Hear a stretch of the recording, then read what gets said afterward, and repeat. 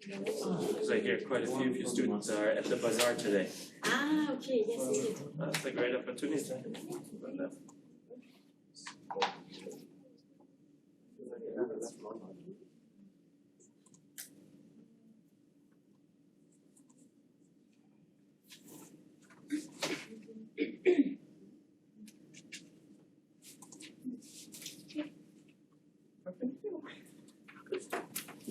All right. Good morning, everyone. It's great to be with you. My name is Finn. I'm the Youth and Modeling Officer at WFUNA, and I'm joined today by Adia, as mentioned by your president, Mr. Williamson. Adia currently interns with us, so she'll come pitch in when we talk about the internship program a bit more. I'll give you a general overview of who WFUNA is, what we do, etc., talk about some of our programs and whatnot, and then in the end we'll talk a bit about how you can get involved, and then Nadia will share some of her experience as well, because I thought, hey, what a better opportunity is there than to bring someone who actually is with us, who studies here. But before we start to really dig into WFUNA, I want to open with a question for you, and I would like to hear from you what you would say a civil society organization is. Ever heard of it? Any thoughts on it? Based on the name, any ideas what it could be? And I know it's always, when you come to a presentation, you hope to not be the one talking, but I wanna start with a question for you. So any thoughts? And please, don't be shy. There is not necessarily wrong answers. I'm just curious to see what you may already know. Well, my first thought would be something similar to an NGO. Okay. Any other thoughts?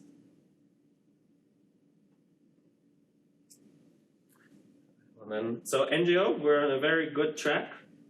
So, when you look at the definition of what civil society is, it generally refers to all form of social action carried out by either individuals or groups who are not managed by a state. So that's the first start. We need to distinguish ourselves from, okay, civil society is anyone who isn't a government. Some examples include social partners such as trade unions or employer representatives, or rather employee representatives, labor unions, etc. You have the NGOs. A very famous example is Amnesty International. I'm sure you have all heard of them. We have grassroots organizations such as different youth groupings. One that recently popped up that some of you will either have heard of or maybe even more involved with is Fridays for Future. That's very much a youth-driven initiative trying to make a difference on climate. Academia, such as your university.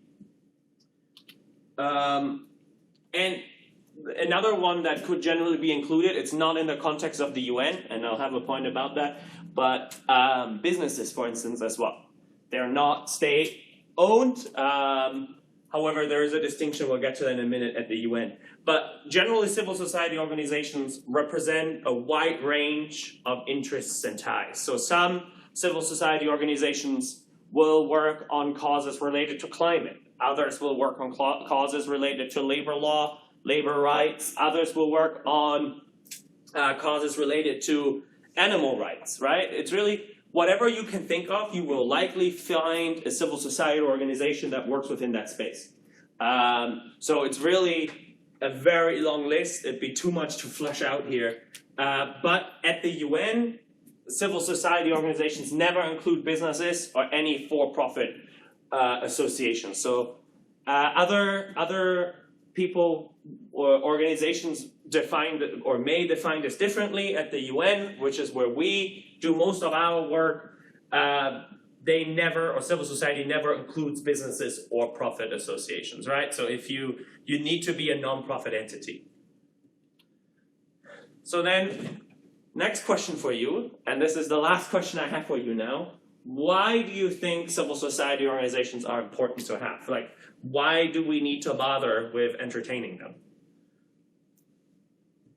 What role do you think they can play? What importance can they have?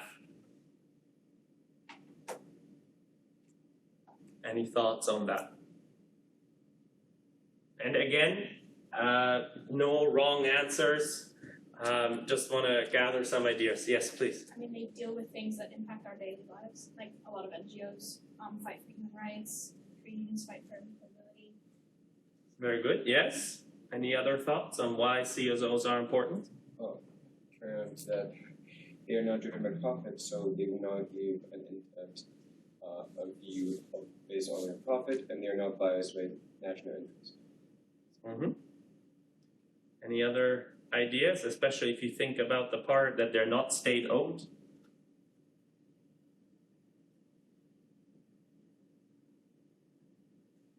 Well, then let's jump to it. So, there's a number of reasons why civil society organizations are important. First one is they disseminate information to both citizens and governments alike, right? They're not state-owned, so they can help inform the government on certain issues. Often, CSOs are very specialized on the cause that they are advocating for, that they're involved with. So they have an incredible range of wealth on that topic, theme, issue, whatever, and they can actually come in and be consulted.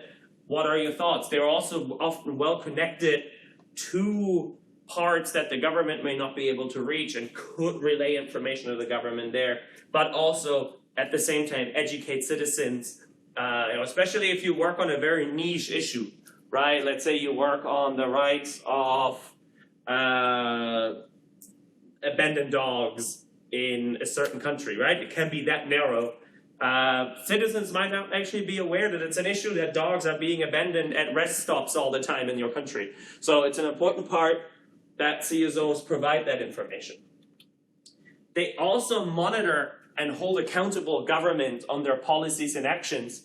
So while they're not an official oversight watchdog, they do represent, and civil society represents everyone who is in the government. So it's important that, especially if we're talking about democratic states, that there is a checks and balances, that there is a monitoring ongoing of, hey, are the policies that are being passed by the government, are those actually fair and just?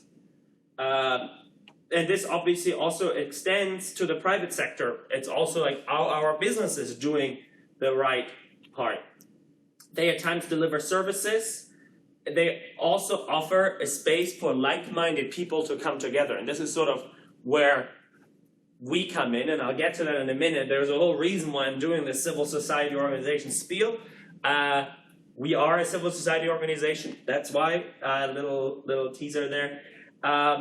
They can play a key role in public-private partnerships. They can often be the link between a government and a business entity. I have a great example of a program that we ran in the end later on. But they're generally a vital part to a functioning democracy. And often when we look at countries that lack democracy altogether or only have what we could consider limited forms of democracy, there's often a lack of civil society organizations. And that's, as said, they play such an important role of keeping everyone honest and accountable. So, now that we've got out of the way what a civil society organization is and why they're important, let's get into it. Who are we?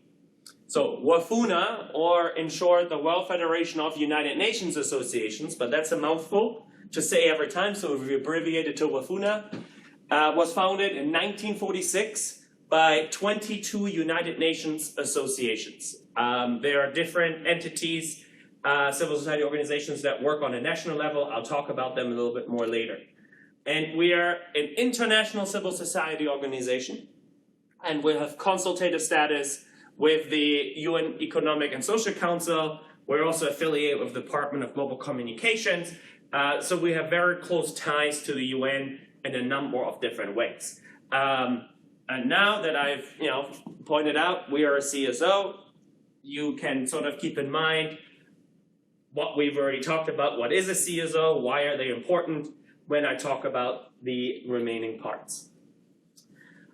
WFUNA as an organization is the sole and largest global organization with the primary mission of supporting the principles and purposes of the UN. That's a lot of words to say. We give the UN free PR, in short. We believe that it's important to have a strong United Nations.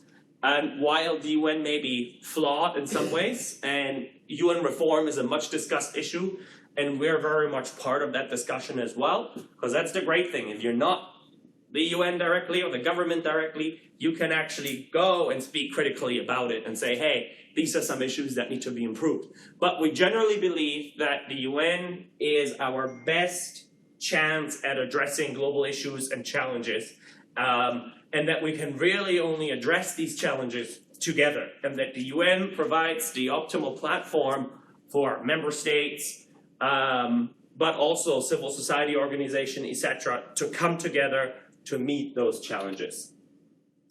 And this is also visible in our vision, which is a United Nations that is a powerful force in meeting global challenges and opportunities.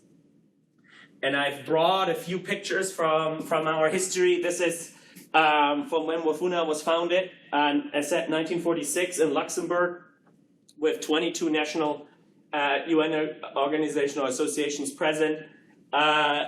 Eleanor Roosevelt was one of the key people in establishing WFUNA and was very involved early on. She was also one of the key people behind the Universal Declaration of Human Rights, which was passed in 1948, which up until this date remains one of the key documents that the UN has published and remains a key pillar of how we look at human rights and what we consider to be fundamental human rights. And here's just a picture of former WFUNA president, former WFUNA SG, just a little snapshot of history. So, talking about our mission and what we do. So the UN, you can generally say, is based on three pillars: peace and security, human rights, and sustainable development. And anything the UN works on, you can fit into one of these pillars. If we look at things like peacekeeping missions, peacekeeping operations, disarmament, etc., that can generally fall under peace and security. A lot of that is dealt with in New York. The big one that the UN deals with in Geneva, human rights, with the Human Rights Council here. So anything that relates to human rights, but also subcategories of human rights, women's rights, gender equality, children's rights, etc., can all be grouped under human rights. And then there's sustainable development, which is a very big part of what the UN does. You will likely have heard of the Sustainable Development Goals, the 2030 Agenda, and really this shift in thinking that, yes, we need to develop, but we need to do it in a sustainable way. So a lot of the things the UN deals with falls under this third pillar of sustainable development. So how do we help? WFUNA does a lot of education and awareness raising, and I'll give you an example of different programs we run for each of these different points later on. But one of our main tasks, and there if we circle back to why are civil society organizations important, one of the very first points was disseminate information. And that's sort of where this point comes in. All of you study international relations, if I'm informed correctly, so you have a significantly better knowledge already of what the UN is than your average citizen.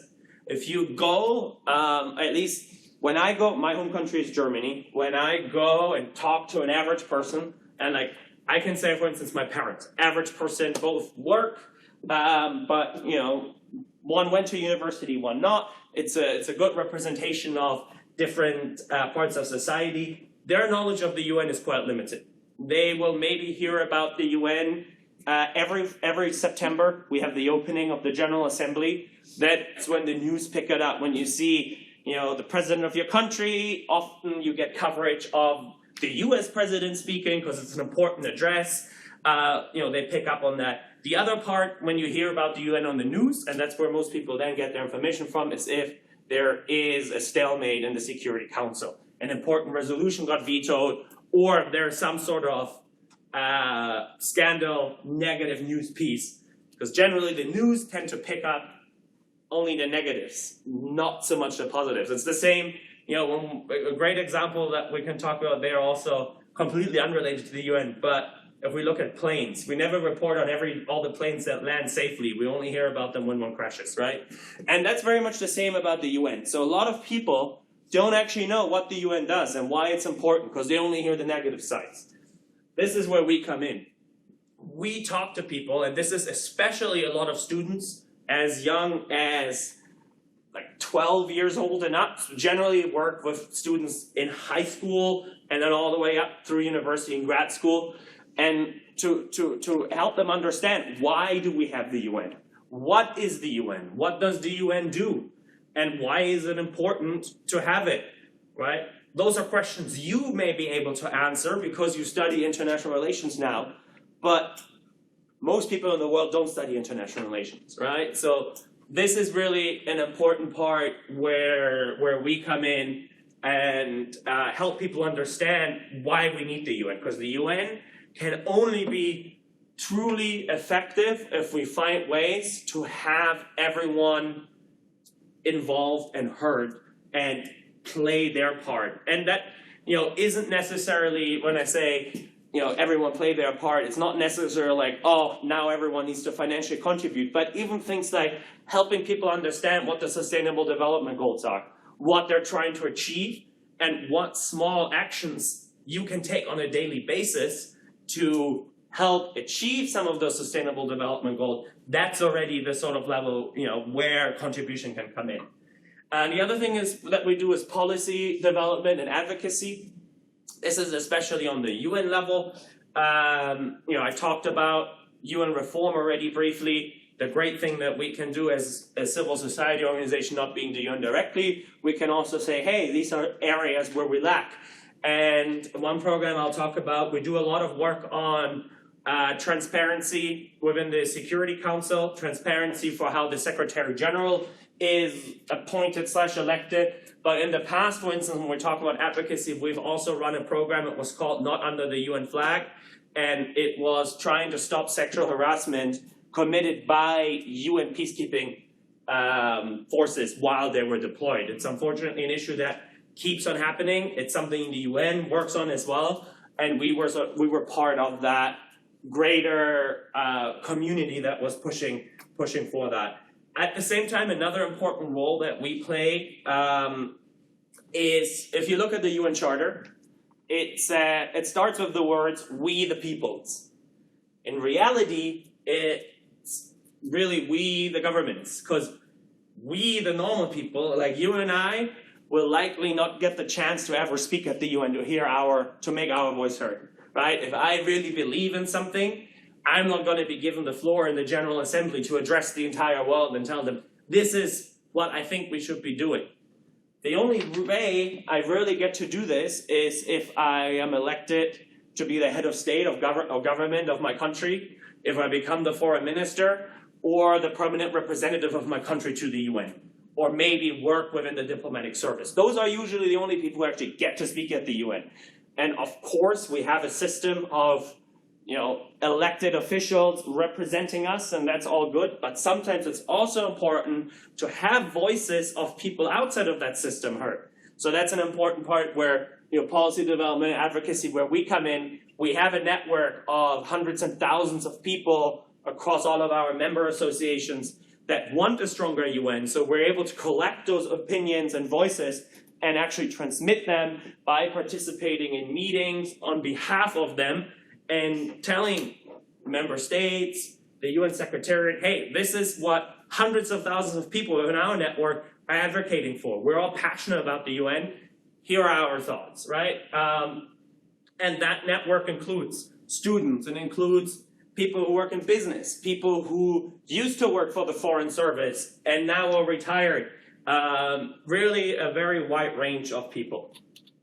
And then we do also multilateral cooperation and development projects. I'll give you a really great example of that one when I talk about our programs later, but finding ways to bring people from around the world together, or different stakeholders from different sectors together, and address sort of the sustainable development side of things, and helping people understand what we can do for sustainable development and how we can come together to ultimately get closer to achieving these sustainable development goals. Because a lot of our work focuses very much around these 17 goals. They're a key part within what the UN does, and they're a key part within what we do. Conversations have now started on what comes after. We're a little over halfway through the 2030 agenda. These goals were introduced in 2015. They are to be achieved in 2030. We're behind on many of them. On some sub-targets, we're doing okay, but generally we're behind. Now, they were very ambitious goals, so it was to be expected that they're not fully met. But things like the COVID pandemic didn't help. So it's very important we continue to focus on the SDGs and try to make up for time lost over the last 2-3 years where everyone basically stayed at home. What are some of our core values? And I'll skip through them fairly quickly. So generally we believe in the following 6 core values: impact, respect, empowerment, collaboration, innovation, and passion. And we look to adhere to these values in everything we do. We're looking to be impactful with what we do. We don't just want to do something for the sake of doing it. Respect is really important, and listening and learning, especially from one another, right? We do not pretend that we have the ultimate knowledge. No one has. Everyone has a unique perspective and unique knowledge they can contribute, and it's very important that we listen and then learn from one another, because only then we can improve ourselves altogether. Power of knowledge. We want to empower people to have the knowledge they need to become global citizens, agents of change. We want to collaborate, work together, bring stakeholders together. We want to innovate. We don't just want to do the same stuff over and over again, but we want to try to be original and creative, come up with new programs, new ideas, and we want to be passionate. And it might sound cliche, make the world a better place, but we very much believe that together we can. And I'm not saying the world is going to become paradise, this wonderful utopia, but especially if we look at the SDGs, if all the SDGs are actually accomplished and we meet every goal, the world is a much better place. So we want to have people, we want to be passionate about making that difference. So I already mentioned a few times that we were founded, or I mentioned when I talk about history, that we were founded by 22 United Nations associations. So the United Nations Association is essentially the same as we are, but on a national level. So we have almost 100 UN associations around the world right now, and they're independent civil society organizations in many, many countries who all on their national level advocate for a stronger UN, who raise awareness around what the UN is, etc. And we are, WFUNA is the secretariat, we're a federation where we have all these different members that we coordinate. So I said they work on a national level to promote the UN, and they do collaborate closely with their government to try to push more information about the UN, but they also work with other civil society organizations, with academia, on a very wide range of projects. And there's 3 examples I brought, and these are recent projects. So for instance, our UNA in Gabon, they organized recently a 2-day Culture of Peace conference, which gathered different civil society actors to engage in discussions aimed at promoting peace. Our UNA in Iceland co-developed TV shows that aired on national television to educate the public about the significance of sustainable development. And our UNA in the United States has a youth observer program that selects one young American for a 1-year term to connect them to the UN, elevating their voices in global policy dialogue. So you can see very much reflected also the work we do and the 3 pillars in this, right? We have the peace and security, the awareness raising, the empowerment, the advocacy, and youth in general. So you see, and I'll talk about our programs as said a little bit more in a minute, but we very much have a lot of our mission and work reflected in what our member associations do as well. And that's a really important part of what we do. As said, we have close to 100 UNAs. There are, and they have varying levels or numbers of members, but all together, across all these different UNAs, we have more than 100,000 members of these associations that are part of our network. And as said, that's also our responsibility as the Secretariat of the Global Federation to properly represent those voices. And here's a map of our current UNAs. Every blue dot represents one UNA. So you see it's spread all around the globe. It's not just, oh yeah, we are close to 100, but 54 of them are in Europe. And then the rest is North America and Central America or something. No, we're really spread all around, quite a few in Africa, Southeast Asia. There are a good number of them in Europe, in the Americas. So it's really a global representation of what people think. And this is our leadership. They get elected by the membership. So this is our executive committee. They make a lot of important decisions. Just wanted to add that picture here. So we as the Secretariat, as the WFUNA Secretariat, we not only coordinate our membership, but we also run our own programs and activities aimed at fulfilling the 2030 Agenda Sustainable Development Goal. At least that's the target at the moment. As said, it's ever evolving, just like what happens at the UN is ever evolving. So the last 8 years, the focus has been on the 2030 Agenda. I'm sure we're already starting to see, there was recently a big report put out by the UN Secretary General called Our Common Agenda. Some of you may have come across it. If not, highly recommend you look at it because it outlines the SG's vision for our shared future together. And there's already a lot of talks now about, within the UN, but also within our work, we need to start looking more at what's within our common agenda and adjust our work accordingly while still working on the 2030 Agenda. The different programs we run are attended by close to 10,000 participants each year, with the impact of these programs being even further reaching. Because if you have 10,000 people who sit in your program or participate, they will tell at least their parents usually about it. So all of a sudden that's 2 people more for every person you have in the room, right? You guys may go and talk to your friends about, hey, we had this presentation, Finn from WFUNA came and he talked to us about it. And they do a lot of great work. And all of a sudden the impact I have by doing this class, by giving this talk is not just this classroom, but even if you just tell each of you tells one person, I've doubled the impact, right? So that's why our impact is even further reaching. We've established close partnerships with the UN, with civil society and the private sector. Now, since our entire mission is so focused on the UN, there's a lot of natural synergies where we can work together and where we can collaborate.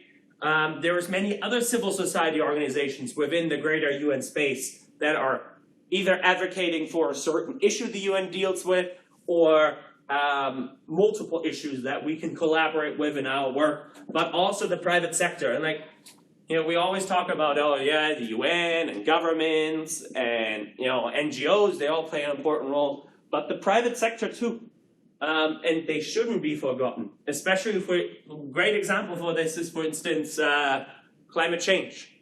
And what we need to do to slow climate change or reverse it. Because if we look at a lot of the large polluters are factories, etc., that are all within the private sector. So you need their buy-in. Because as a government, you can pass a bunch of laws that try to reduce the number of emissions, etc. But the private sector might then just say, okay, well, we'll take our factory and move it to somewhere else where we don't have those regulations. Or we'll find ways around it. Meanwhile, if you get them to fully buy in, it's a different issue. They will actually ideally take the actions on their own that are required, right? So we should never forget about the private sector. I studied international relations like you guys, and often we sort of forgot about the private sector when we were doing our studies. It was very focused on governments and the UN, the EU, the African Union, and then sort of in the next level, the NGOs, civil society, and then private sector, not even worth considering, but they are.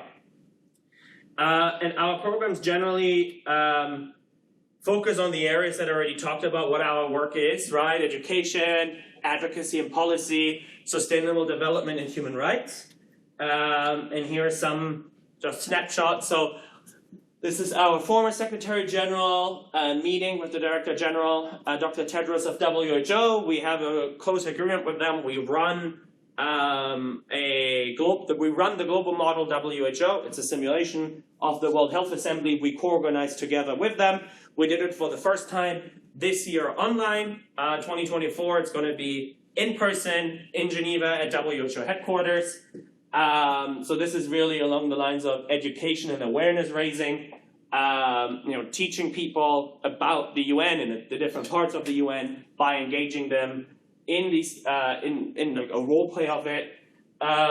We also, this is a picture, we organized the Pyeongchang Peace Cup. Pyeongchang is in South Korea, and we brought together football teams from different countries that are currently or recently affected by war, and they played a tournament and had also education about human rights, peace building, etc. This is a picture from one of our training programs where we teach students more about the UN and whatnot. So there's just a number of different snapshots. I'm going to give you an example for each of these, starting with education. When I want to talk about our Model UN program. Now, all of you study IR, so you may have heard of Model UN, maybe you've done it yourself. But if you haven't, so Model UN is a simulation of the United Nations where students represent or role play to be representatives of different member states while discussing issues of global relevance. And while doing so, have an opportunity to develop a wide range of hard and soft skills, from researching to public speaking to negotiating, all while making friends from around the world. Our Model UN program, the WFUNA International Model United Nations, was founded in 2014, so it's a fairly new program. And it's the world's most accurate Model UN conference. I could give you a whole separate talk about why most Model UNs that exist don't actually simulate the UN, but rather a parliament. But that's for another day, that discussion. But the way we do Model UN is we actually correctly simulate the United Nations with its proceedings. As I said, if you've done Model UN before, it is very likely that what you have done was much closer to something like the British Parliament or the US Congress than how the UN actually makes its decisions. And that's an important part for us when we say, hey, we want to teach students how the UN actually works. We want to do it the right way and not a way that doesn't reflect how decisions are made. We've held conferences in Rome, New York, India, Brazil, Geneva, and online over the last now almost 9 years for the time being. And we have participants of we've had up to 1,300 participants from over 80 countries, making it one of the most diverse Model UN conferences in the world. And we have won multiple awards for our program.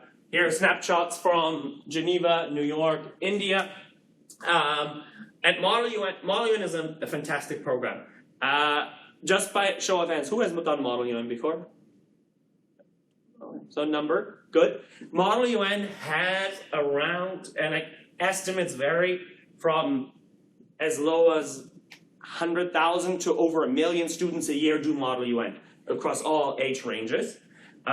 Personally, I think it's somewhere in the mid 100,000s range, so somewhere between 400,000 to 600,000 students every year would be my guess, which makes it one of the biggest gateways for students to learn more about the UN, and that's why it's such an important activity. A lot of UNAs either run their own Model UN programs in their countries or support Model UN programs there.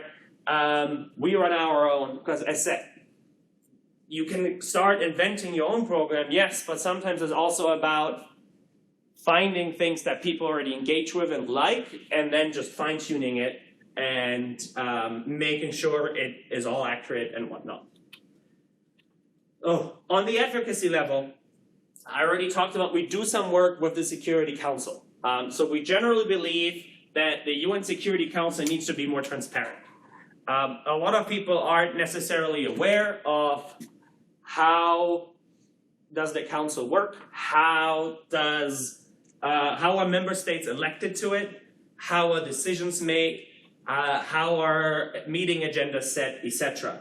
And we do this, and the way we try to achieve more transparency is through our election debates and briefings. So since 2016, we have been organizing these different debates and briefings for member states who are trying to get elected to the Security Council. So Security Council, 15 members, 5 of them are permanent.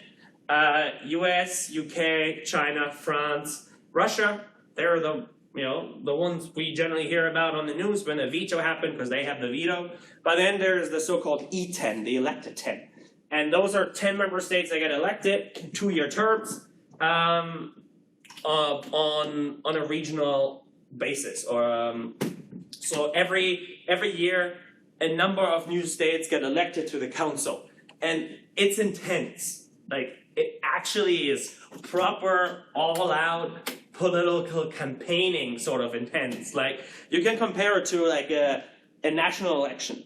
If you look at it in terms of intensity, like permanent missions in New York spend a lot of money on events that they organize, networking events, try to get people to vote for them, and really make an effort to get elected.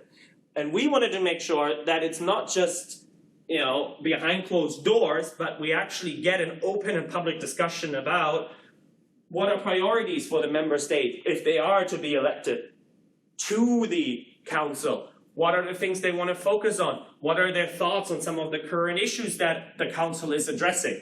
And if it's a contested seat, it's not always. Sometimes there is only one, or if there's 2 seats, 2 member states running, in that case it's a briefing.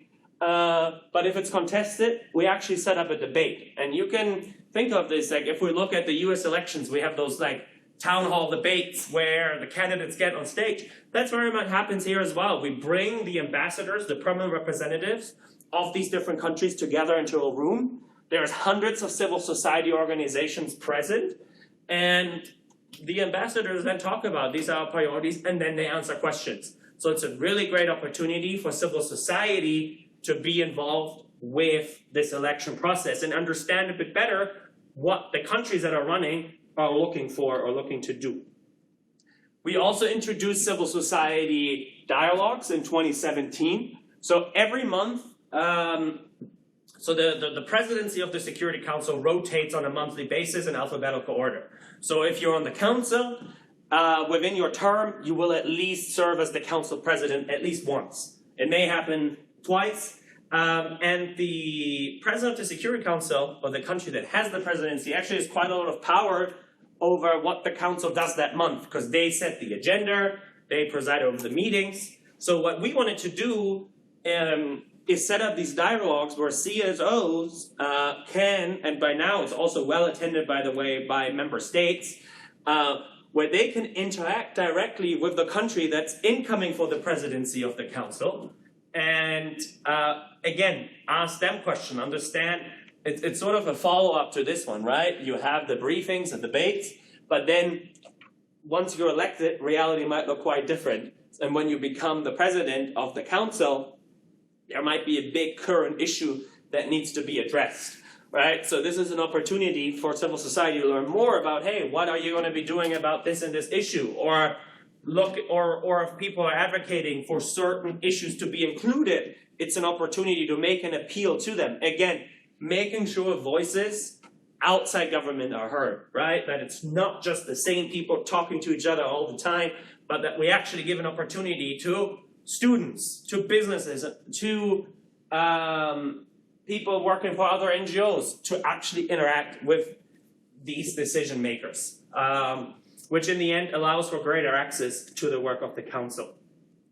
And to sort of come full circle on someone's term, we also have started to do exit briefings, and the exit briefings are done at the end of a member state's term within the council. It's elected for 2 years. When those 2 years come to an end, we offer the ambassadors a space where they can very frankly share their experiences as elected members and reflect upon successes and challenges, and provide recommendations. Because once you're out, you can sort of say, well, you know, we're not going to, because member states don't run for the council again right after. It takes quite a few years. So they can very honestly say, look, these are areas of improvement. These are things that went really well. Or these are things that were very challenging. These briefings, P5 would never participate in because they're constantly on the council. But the ones that are leaving, they're in a position where they can talk quite liberally and freely about what it's like to be in the council. And again, it adds to a wider transparency of the council and a better understanding of what goes well, what doesn't go well. And now, last one I want to talk about is the development program. I alluded to it a few times already, because it's focused on development, but it's also a really great example of public-private partnerships. So in 2022, so late last year, we teamed up together with our UNA in Norway with a Norwegian bank called Sparebank 1 SMN to initiate a program that was called Under the Starry Sky. The program was open to all students from around the world, and essentially the idea of the program was we educate students about the SDGs and project management, and then students implement their own projects related to the SDGs in their local communities. We received more than 3,000 applications, 200 of whom were selected, and these are all young people, right? Like you. Young people can make a difference. Don't get caught up, and this was a big part of this program, don't get caught up in the idea that just because you're young, you're still a student, you cannot make a difference. You very much can. So we selected 200 qualified young leaders to receive training on the SDGs and project management. And then 107 of them were selected to implement. In the end, it was 28 SDG-related projects in their local community, addressing a variety of different issues, from gender equality to climate to responsible production. In the end, if I pull up the list of the 17 SDGs, I could map each SDG to at least one of the projects. Our role was supervising all these projects and using our expertise to guide each project to a successful completion. And the program culminated, and it still says culminates. This happened in September. Haven't updated it yet, I realized. But the program culminated in a trip for all these participants to Norway, during which they were able to showcase their projects to local youth and business leaders. Again, amplifying their impact there as well. And I have here 3 pictures from 3 different projects we supported. The first one is actually based here in Geneva. Funny coincidence. It's a group of students from the University of Geneva who took old bikes that people had thrown away and turned them into stationary bikes that could charge your phone and laptops. And this is sort of related to SDG 3, health, as well as 7 on energy production. But they basically said students don't move enough. We just sit in front of our laptop all day. we don't get out, and it's not good for our health. So why don't we combine an important part of sitting in front of our computer or our phones, charging it, with moving, right? And they did this, they sourced all the materials, etc. It was very impressive. The second picture is a project in India, focusing on or reducing the stigma around periods in local villages in India, in remote villages, and providing the women in those villages with sustainable, reusable pads to reduce pollution. And this is a project in Brazil where a team teamed up with local high schools to teach them about how they can set up their own vegetable garden in their school, which can then be used in their lunch program, etc. And I actually have a video I want to show on this program. Is there sound? Just checking. Should be? Okay, let's see. Yeah.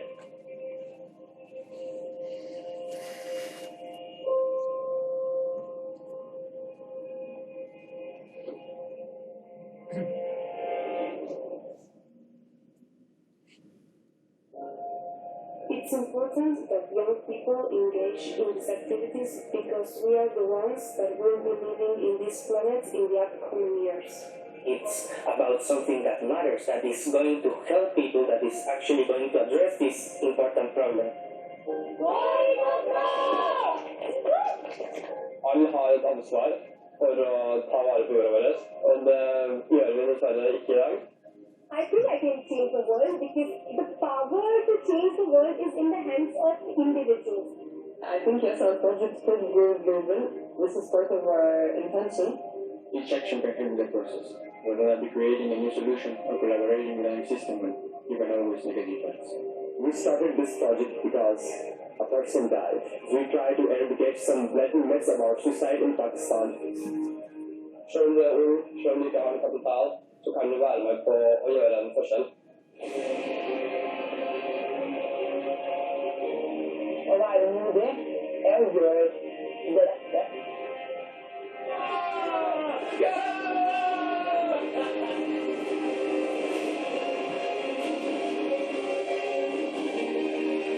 Så dette er noe vi bruker på.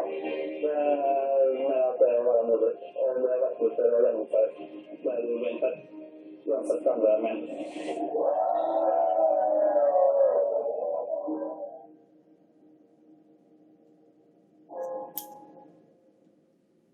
So this was the recap video that was made for this project. The ship you saw is the one that they took along the Norwegian coast. It was very cool, a very unique experience. And as said, a really great example of public-private partnership. The bank being a private institution, they turned 200 this year, so as a result they wanted to do this special program. We partnered with them, and the impact you have when you have these 28 projects around the world happen, the development impact there is huge.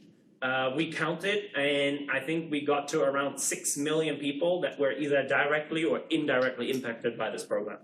If we look at the work some of these people did in their communities, the amount of people they talked to, etc., it was very far-reaching. And again, all young people. And that leads me to how you can get involved. So there is a number of ways that you can get involved. You can get involved with one of our United Nations associations, either in your home country. If you go to our website, WFUNA.org, we have a whole directory on the UNAs that we have. And you can see if there is one within your home country. If not, and you want to really get involved, you can establish a UNA.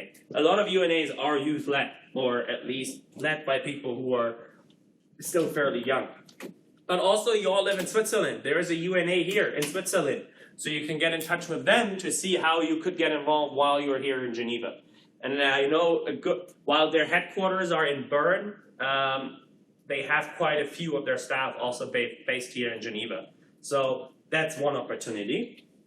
You can also get involved directly with WFUNA and our programs and events. Generally, one recommendation there is to follow us on social media and check out our website. to be informed about opportunities. So for instance, Under the Starry Sky, that program, if you had already been a student at the time, you would have come across it, you could have applied, right? These sort of opportunities get posted whenever they arise. Our next Model UN program is happening in January, and as the famous Frank Sinatra song, New York, New York says, start spreading the news, or maybe you want to be part of it. We would love to have you there. It's our first program, or our first conference after the pandemic. We'll be welcoming around 1,000 students for this, again, from all around the world, January 30th to February 2nd. If you're interested, you want to come to New York, you have to be ready for it to be cold though. So just FYI. Also, we occasionally host events here at the UN in Geneva that are open to all, that we would generally announce on the website as well. We did an event in 2022 on the occasion of the International Day of Sport for Peace and Development. We hosted a panel discussion together with the Permanent Mission of Qatar and an organization called Generation Amazing, which was the legacy project of the World Cup in Qatar. And we did a discussion focusing on sports and the role sports can play for peace, development, etc. And a number of IIG students actually came to participate, or rather observe. So we do these events, you're welcome to join. And then we also have an internship program. So we offer numerous internships throughout the year, all of which are shared with your career counselor and then passed on to you. And our internship programs are quite flexible in the sense of that they're part-time. We work around your schedule, your class schedule, to make sure that the hours that you come in don't clash with your classes, right? Because in the end, your classes are your number one priority. You're here to get your degree. The internship is a bonus you do on top. And we have a wide range of different internships from work on education, sustainable development, peace and security, to even if it's of interest to you, admin, finance, etc. So generally be on the lookout for that. There was one we shared very recently that I hope that got to you for our training programs. If you're interested in that, feel free to still apply. I think the deadline technically already passed, but as a little bonus for you guys being here today, you're welcome to still apply if you do it this week. And some pictures we have, or that I brought from different opportunities for people to get involved. So this is actually a former IIG student. She was one of our interns, and then after her internship was done, we brought her back. This was during this, I showed the picture of our former SG with Dr. Tedros, the Director General of the WHO earlier, and they were looking for youth representatives to speak at that event. So we were able to bring her back, and she was able to talk about her insights and experiences. Our team, it's always important if you come for an internship that the environment is good. So maybe this was, I think, last year, Thanksgiving, one of the IIG students who was interning with us at the time, who was originally from Texas, very much missed her Thanksgiving tradition, so she organized a Thanksgiving lunch, and we all provided food and cooked and whatnot. So we tried to strike a balance between work, but also an opportunity for you to network with people, meet with people, etc. To wrap up, I do want to give Adia the floor briefly. So Adia is currently interning with us, so she can briefly talk to you about her experience as an IIG student and a WFUNA intern, in case you are interested, and you can hear from her directly. Yeah, my speech won't take as long as Finn's speech, so don't worry about it. So, as we previously mentioned, the WFUNA is a non-governmental organization that aims to strengthen the links of the UN through events, training programs, and partnerships. And as an education and training assistant, my responsibility is to assist with the organization of the training programs. So it's whether preparing the content or providing the toolkits, whatever will be needed to make sure that those programs run smoothly. And if I could share a little story of how I got the internship. in the second semester of my first year, same as probably a lot of you, I was really concerned that I was not doing much. Because in such a competitive work market where entry-level jobs require 3 to 5 years of work experience, you really need to find a way to stand out from others. So I was actively looking for some internships, and on one day I saw a post on Google Classroom from one of our career counselors, and this is how I basically got the idea that I can apply here too. And I think it's really important to emphasize how you should be aware of the opportunities around you, because they're everywhere. It's just that we do not take advantage of them. And so, not expecting much from getting this job because of how inexperienced I was. I just turned 18, and the only job experience I had is just organizing some events in the university and high school. I still applied, regardless of my fears. And after a round of an interview, I was hired for this position. And I think it really shows how much WFUNA is truthful to its core values, that, regardless of your age or all the documents or certification that you have, as long as you have the passion or motivation to do it, you will be there. It's about engaging youth not only through training programs, but also in involving it in its own work. So this is actually, in my opinion, really great. Another thing is that WFUNA is not only about your career development, it's also about your personal development. For example, the fact that I'm standing here right now, my public speaking skills were way worse before. So Finn gave me this opportunity to be more proactive and to become a better person in general. And also, as was previously mentioned, WFUNA has a flexible schedule for a lot of interns, which is a great opportunity because not all UN agencies provide it. So my work does not clash with my own classes, which is really great because I can combine both. So out of my story, I could give a little advice, is just to take the risk. Even if you know that you're not the best candidate, even if you struggle and if you think that you will not get it, still just take the risk. Be adventurous and be curious. So, yeah. Thank you, Adia.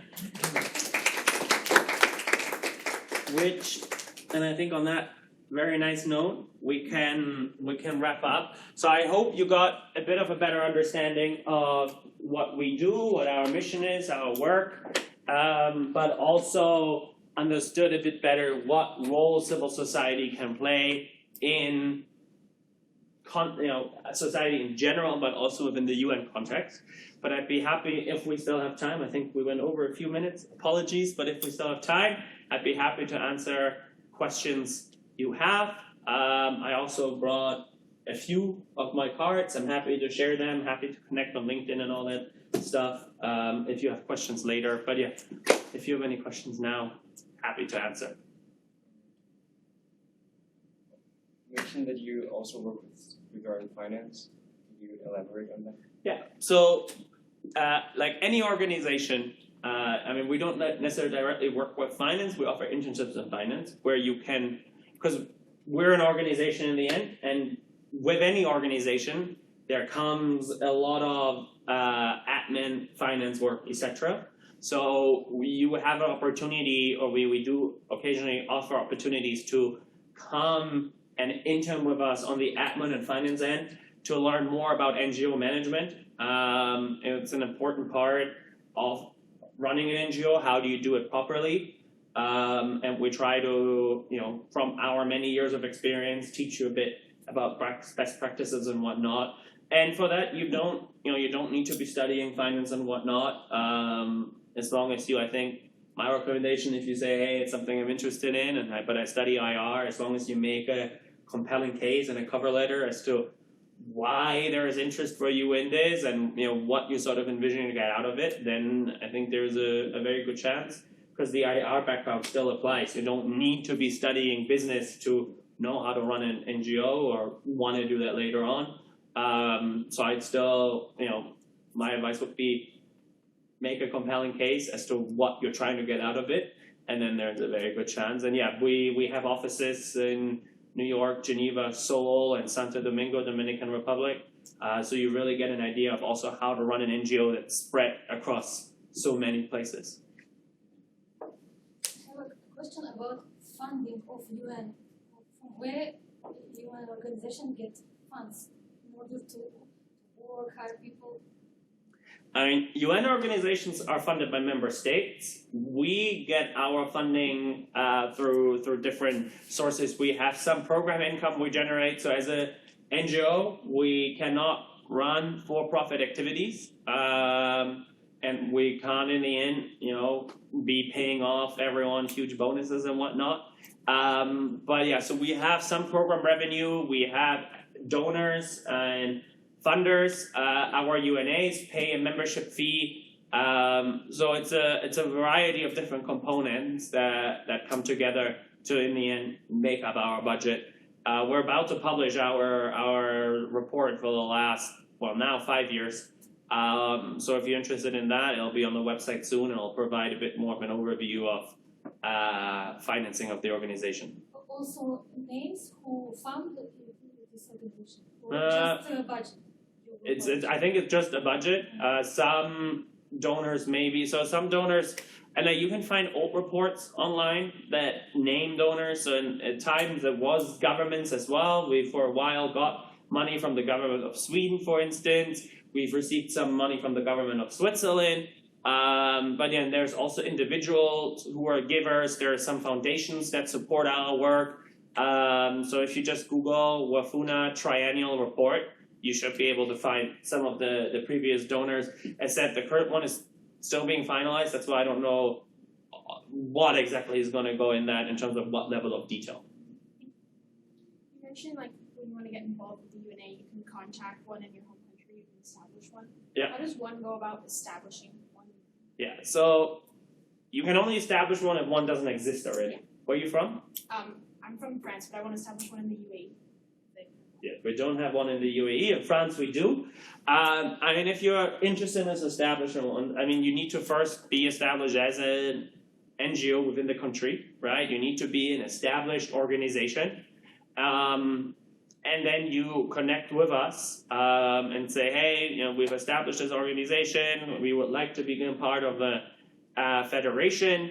There's a number of documents you need to provide, like your legal statutes that you are actually established and whatnot. And then it's our membership that decides who they want to admit. Generally, they just sign off on anyone that we sort of bring forward. But yeah, so the first step would be to establish an organization within your country where you want to do it.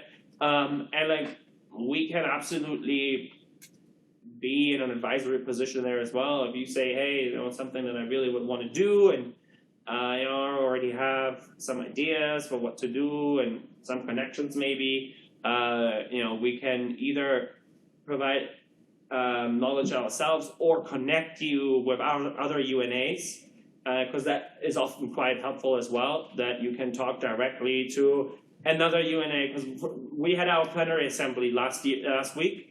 Our plenary assembly is when all of our different members come together. I just got back from Tbilisi, Georgia, and we again saw how important also the UNA to UNA communication is. And there were a number of 8 new UNAs got admitted, and a lot of them talked about how they were actually in contact with some other UNAs that were recently established and admitted while they were getting set up themselves to gain insights and experience. So it's something where we could also put you in touch. So take one of these. You'll have my email, and then if you want to move forward with it, we can certainly discuss. Any other questions? All right. Maybe the conversation you can continue afterwards if some of you. Happy to. Thank you so much. Extremely stimulating presentation. I guess you all have a lot of ideas, and thank you also for your passion to transmit both of you for your reading. Actually, for me, it's so valuable because a year ago I was were listening to you, and now I'm here. Why studying Machiavelli? But yeah. And I'm also talking during one of my favorite classes in the first year, so. Such a great experience. Thank you. Thank you. Oh, thanks for having us. You're very always, welcome. Always happy really to come to IAG. Really. Thank you. Thank you. Thank you so much. Thanks.